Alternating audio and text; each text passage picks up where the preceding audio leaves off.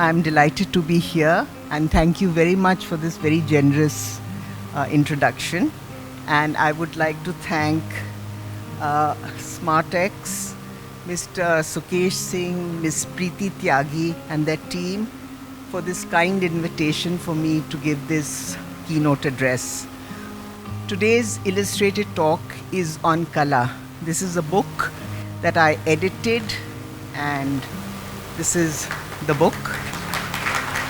And this is by 28 very eminent scholars, architects, interior designers. And my attempt today is that I know that this is a building conference, but we are all builders. I certainly head a company that uses building materials. And these are eminent people, so I thought I would bring to you the central idea of all these people and what is contained in their essays. So if you look at the rare page, the back cover, you will see the names, you will be able to read the names. I hope it's of all the very eminent people who have introduced. And now, why did I choose this anthology, Kala? Because India's design culture is a unique one. What the Western world refers to as a collective of art, craft, architecture, design, et al., is evocatively referred to by a single name in the Indian context, and that is Kala. Therefore, the title Kala. And Kala creates enduring civilizational and cultural legacies which continue to inform the way we live, the way we work, and the way we create today. And now I shall show you a very short AV on Kala. This was created by artists of the Jacqua Group. And this was specially commissioned by them for their Kala launches in Milan and London in October 2022. And this I had also shown in New York when Kala and I were invited for the literary festival there. And so I thought it also appropriate to show it here. Can we just please put the AV on?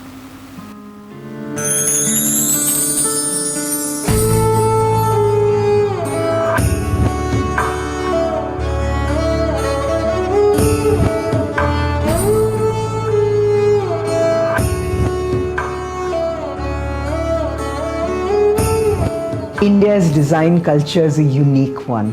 What the Western world refers to as a collective of art, craft, architecture and design is evocatively referred to by a singular term in the Indian context, Kala. India's broad-based nature cuts across boundaries. It was a pleasure to delve into the minds of masters from diverse disciplines. I'm deeply honored that they have chosen to share their valuable essays for this anthology, Kala. To quote Michael Freeman on Indian design, a new generation of architects and interior designers is looking for what is modern as well as unique. India has had 5,000 years of indigenous styles, which were interrupted by a century of colonial ideas, an oddly compressed timeline of India's architecture and design. But this is now the beginning of a distinct period, a new trend of architectural creativity in India. In these pages, we seek to go beyond traditional confines and constructs to explore the many facets of design. From the architect of New Delhi, Sir Edwin Lutyens, whose work progressed from country houses in England to Government House in New Delhi, is an important presentation by Martin Lutyens. To a brilliant essay on modernity as tradition, Brazilian architecture before and beyond Niemeyer by Andrea Aranya Correa do Lago, ambassador to India and who has been a jury member of the Pritzker Awards, equivalent to the Nobel Prize for Architecture. To a wide range of fascinating perspectives by eminent personalities on contemporary design aesthetics that celebrate art, craft, architecture, and design etymologies. These are essays that should be compulsory reading in all architectural and design schools. Kala has essays by architects, designers and art historians, many of whom are prolific authors and builders of cultural institutions.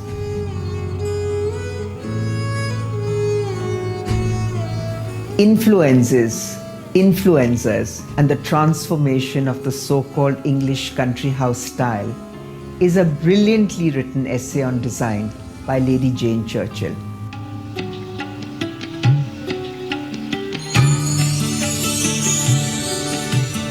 An essay on taking an Indian brand to the world features artists' products that have been conceived by globally renowned designers who use the born from art approach to create objects of unsurpassed aesthetic and functional qualities.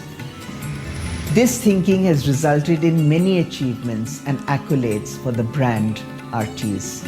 From cosmology to cartography, A Cultural Journey of Indian Maps is a deeply researched essay by the urban planner Dr. Vivek Nanda, to essays on many other art and architectural forms such as the ingenuity and beauty of the temporary architecture of exhibition structures. India's cultural and architectural heritage runs rich and deep, flowing from a 5,000-year-old history. It is a matter of pride that India is not a homogeneous culture. India is a living museum of syncretic cultures. This is best illustrated in India's architectural heritage. To quote, "Architecture is history written in stone." These lotuses are used as a leitmotif to illustrate the syncretism of Indian art and architecture. 1,000 lotuses, carved by Hindu craftsmen, adorn the ceiling of the prayer hall in this 17th century mosque in Gujarat. That is India. The journey of Kala, where many facets of design have been explored, would not have been possible without artists, that is, born from art. Artists pays tribute to fine traditions of exquisite craftsmanship by bringing together the finest in design and technology. It has been our privilege to bring to you Kala in association with artists, where two masterpieces have been crafted together as an ode to ultimate creativity.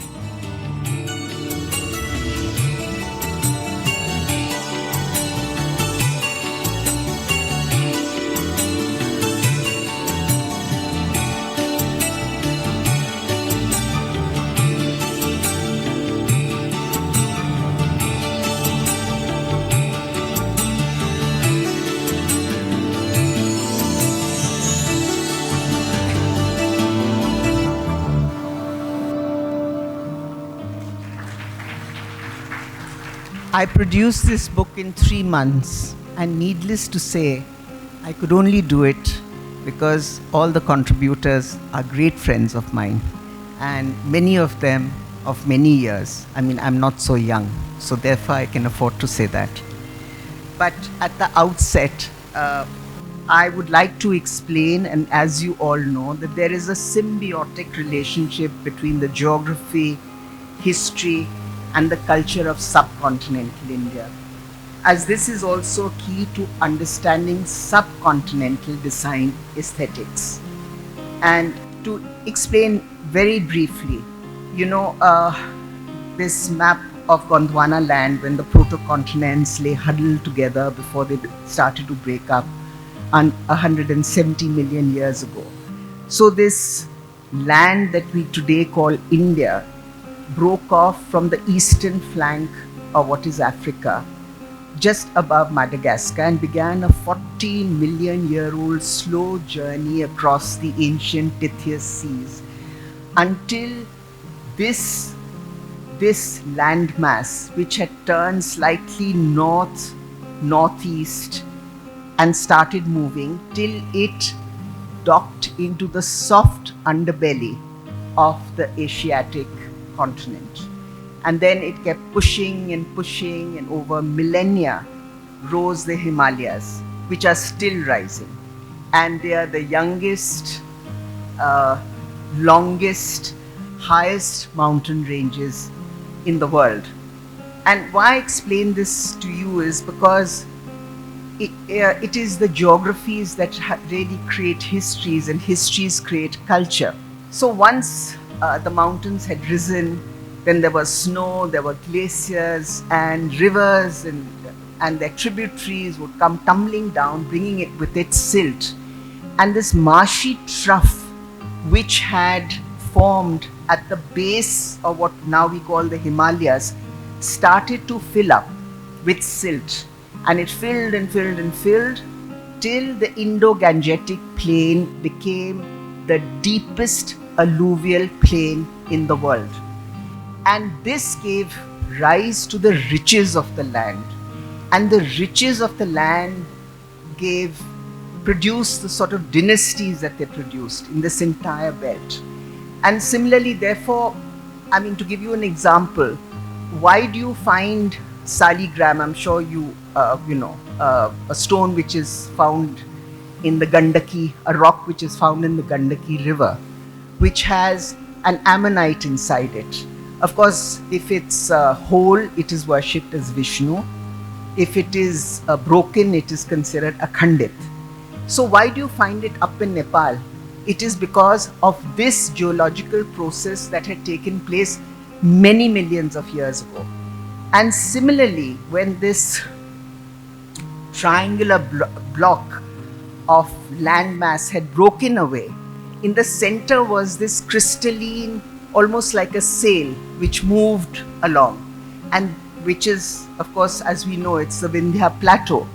And so, if I'm sure almost all of you have been to Ajanta Ellora, so when you're going to Ajanta Ellora, you see, people along the road selling what we know as geodesic rocks, some broken, some whole. And I'm a great collector of rocks, so I always notice wherever there are rocks lying around or being sold or whatever, and with crystals inside. Where does that come from? That comes from the original landmass of Gondwana land. So, I mean, it's all fascinating because these are the sort of building materials with which are being used today. I mean, why is Hyderabad using the granite structure? Of course, ruining Hyderabad, but that doesn't go down well with builders, because there it's a profit margin which is more important rather than preservation of actually what is geological, cultural heritage. Any case, having said that, so there you see the Himalayas, and then of course all the trade routes rose. And why I have mentioned trade routes is because this implies an osmosis of cultures across geographies. Culture and its dissemination cannot be contained within man-made political borders, particularly the borders that have just been created in the last 100 years or so. There is a common thread that runs through the diversity of essays featured in Kala.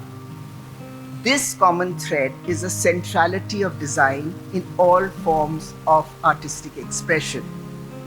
And throughout the book, I use these 1,000 lotuses that is on the ceiling of the Jami Masjid Mosque, because they were made by Hindu craftsmen for an Islamic monument. And as I said, this is India really to me.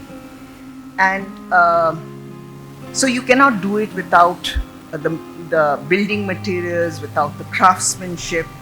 And according to me, design is rooted in a multi-sensory experience of the world, and the twin desire of the human eye to seek out beauty and of the mind's eye to make sense of our world and its environment.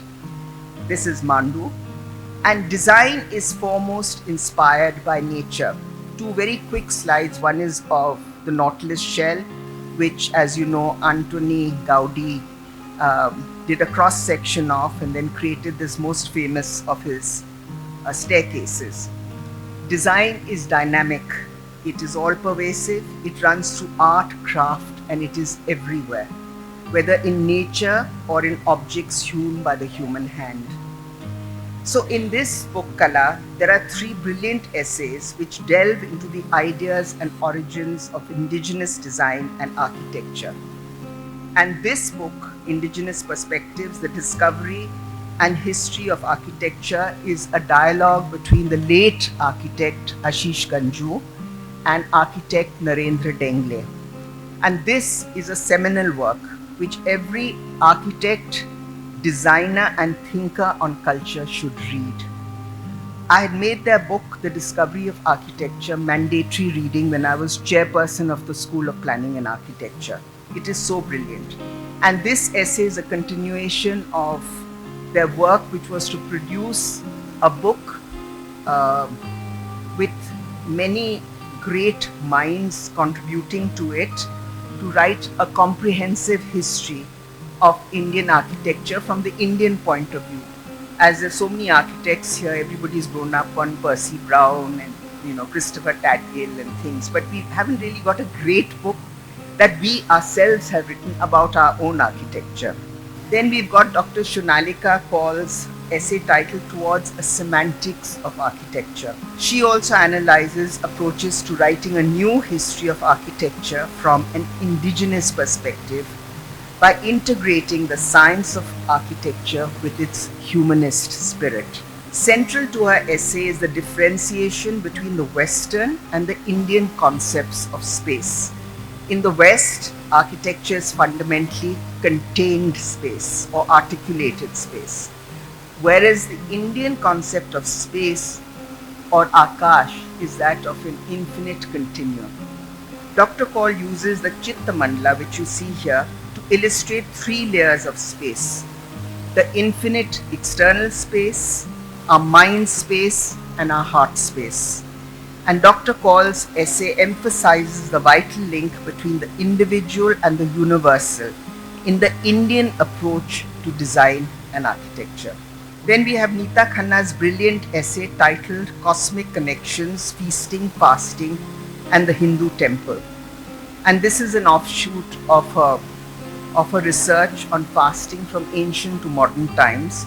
And her essay tries to, and I quote from it, highlight some of the key connections between concepts of food and fasting in the Hindu tradition, the mythic worldview that underlies them, and their tangible expression in Hindu temple architecture, close quote.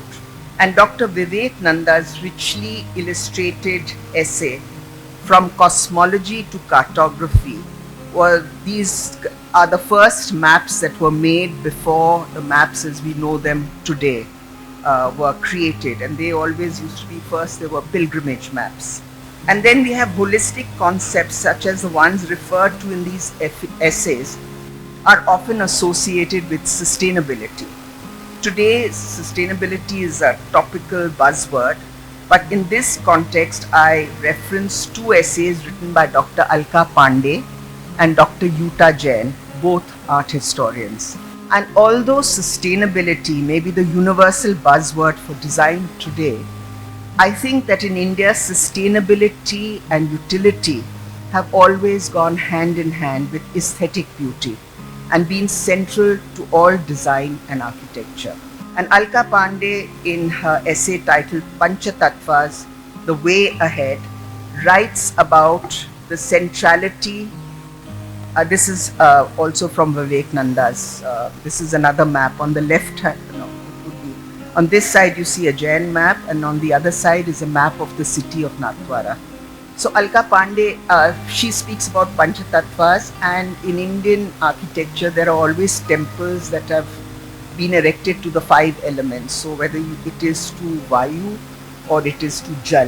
One is in Andhra and the other is in Tamil Nadu. So in Dr. Yuta Jain's illustrates the triple impulse of sustainability, utility and aesthetics in a brilliant essay, Water Architecture in India, Morphology, Histories and Ecology. So one of course is the Vav, and this is in Fatehpur Sikri. Now, superb craftsmanship, which of course cannot happen without building materials, was at the heart of all construction. The 5 essays on craft exemplify my own views on this key element of the color matrix, as I strongly believe that craft is the instrument that allows the vision of design to be completed. Jaya Jaitley, in an essay titled Positioning Arts and Crafts at the Heart of India's Culture, writes about their centrality to the everyday life of Indians. And here you see doorway, everything is written there, so you can just read it. And whether it's working in Kutch, embroideries, or whether you have intangible culture like dance. These are the Tayyam dancers from Kerala.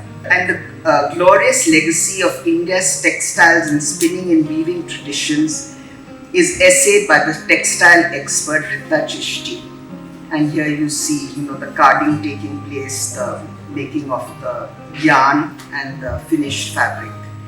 And in the Indigo story, Anjana Somani showcases the checkered history of this dye, so deeply associated with Indian colonial history and its cruel practices. And in the art and craft of Puri, Pinaki Mishra lists the crafts of just one small town on the eastern coast of India, and that is Puri.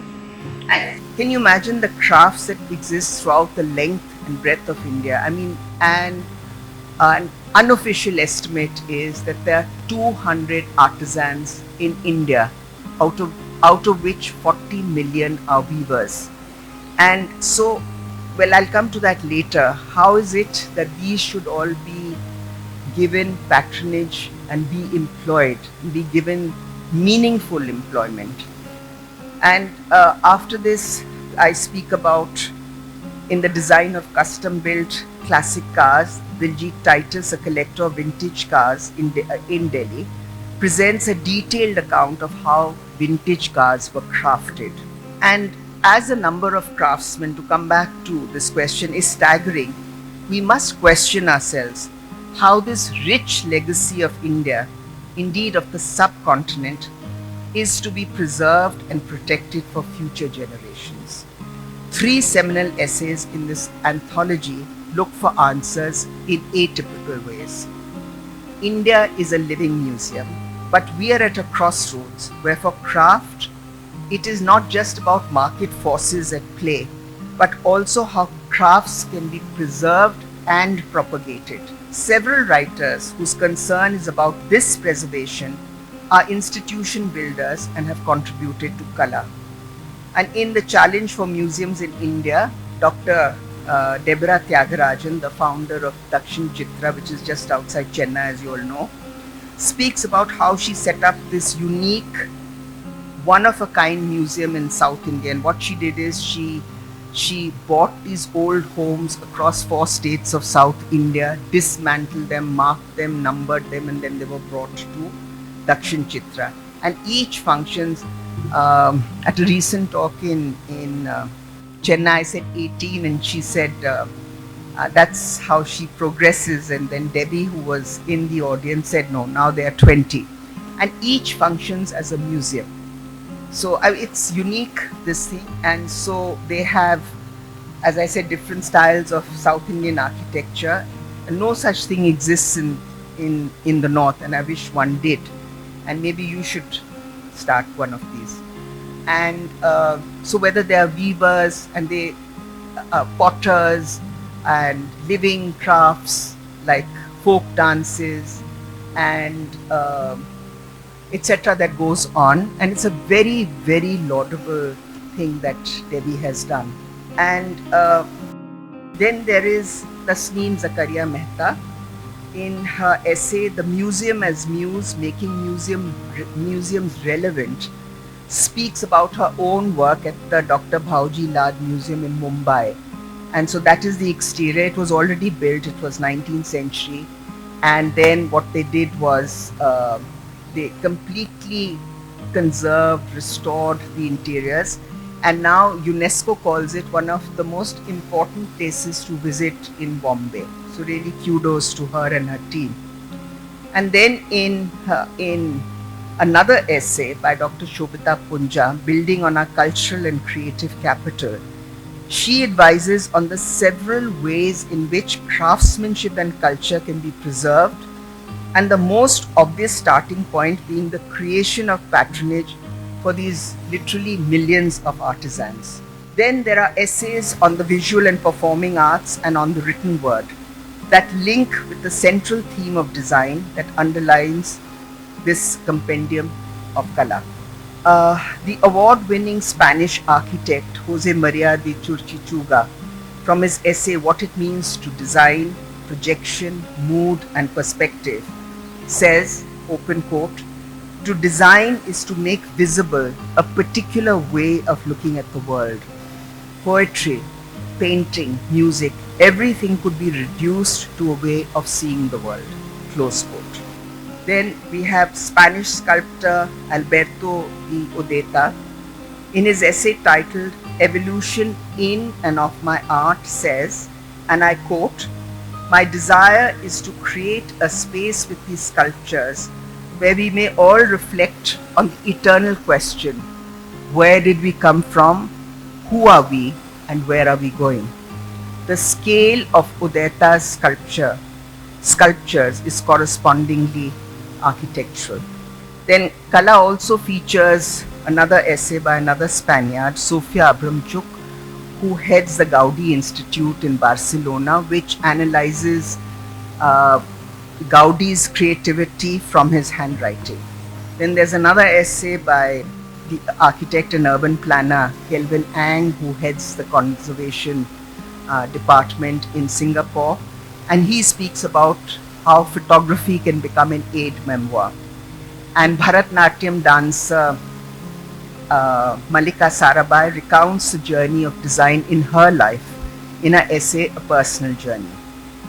And then we have the written word comes alive in historian Manu Pillai's essay. I can't even say Manu Pillai, he's just earned his doctorate, so he's Dr. Manu Pillai as of last week. And in his essay, The Queen's Speech, Manu's narrative is about powerful women who have been relegated to the footnotes of history, such as Noor Jahan, Tarabai, Begum Samru, and several others. That's Tarabai and Begum Samru. This was due to the Victorian colonization of the Indian mind, and I quote Manu, controlling knowledge, vocabulary, and the imagination has had enduring effects on our cultural memory, close quote. And Manu calls for a need to purge this affliction in order to see not just our history, but also our culture.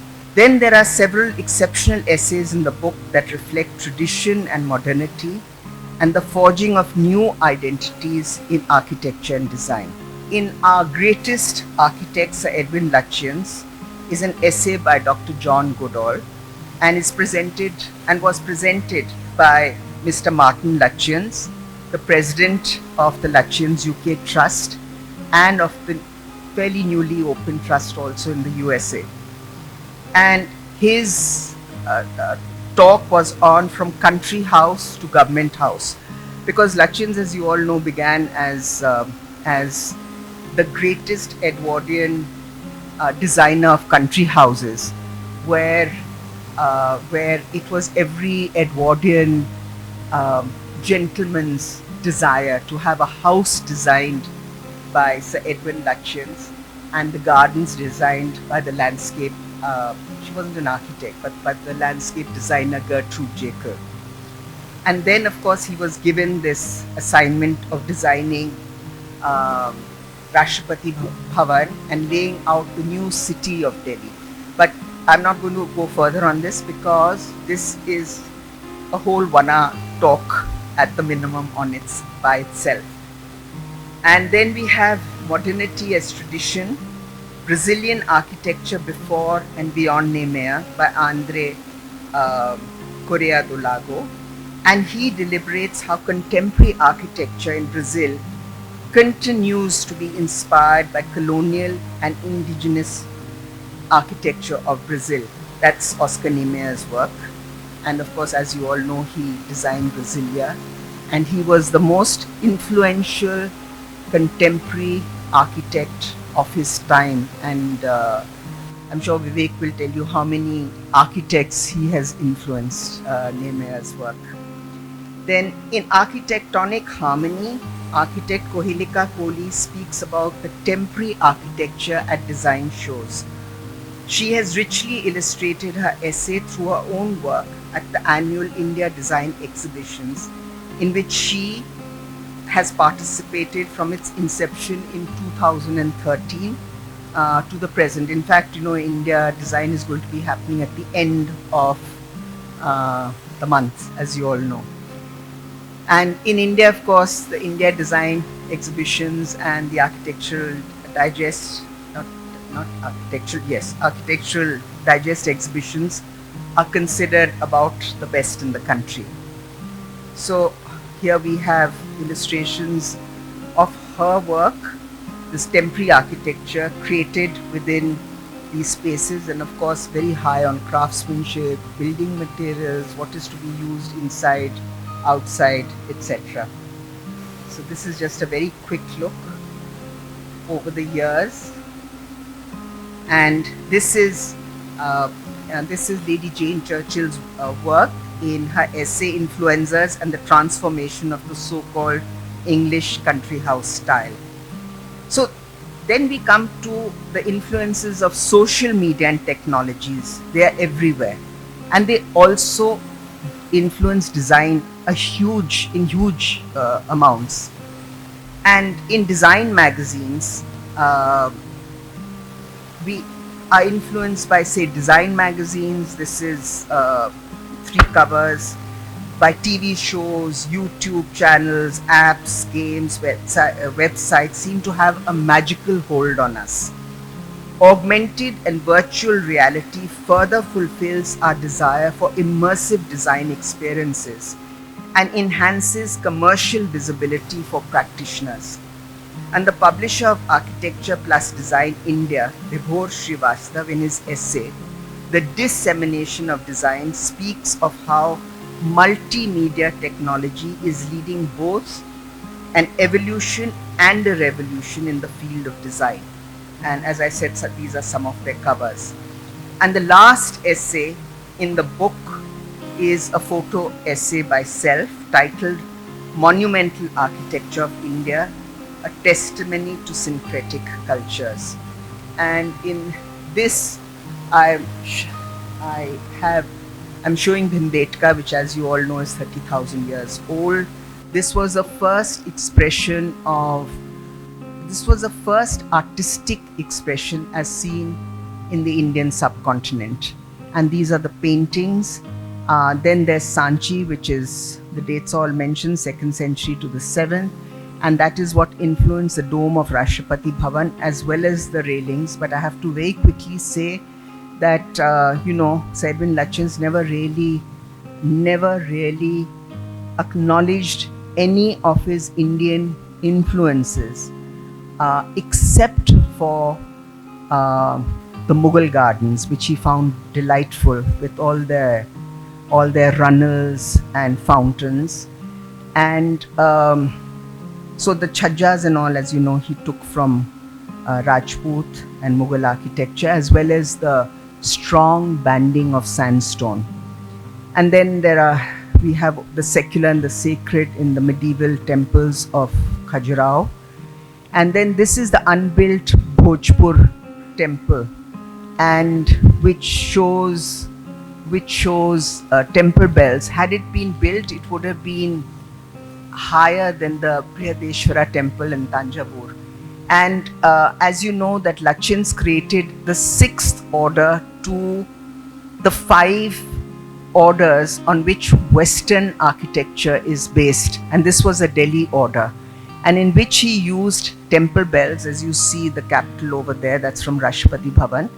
And because he realized how important this was in India, because it represented Hinduism, Buddhism and Jainism.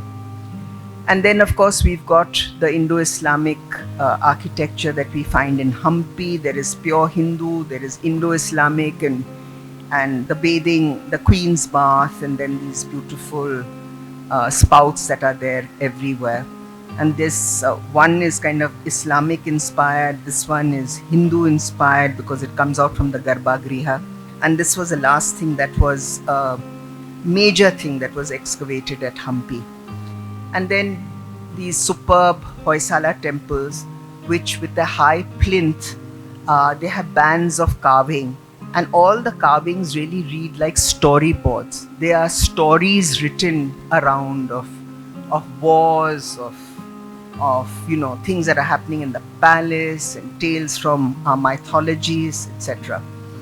And then close by is this with this beautiful color palette this is the summer palace of Tipu Sultan, with its extraordinary juxtaposition of stone and wood, and all the painted surfaces and the beautiful friezes telling of wars that have been won.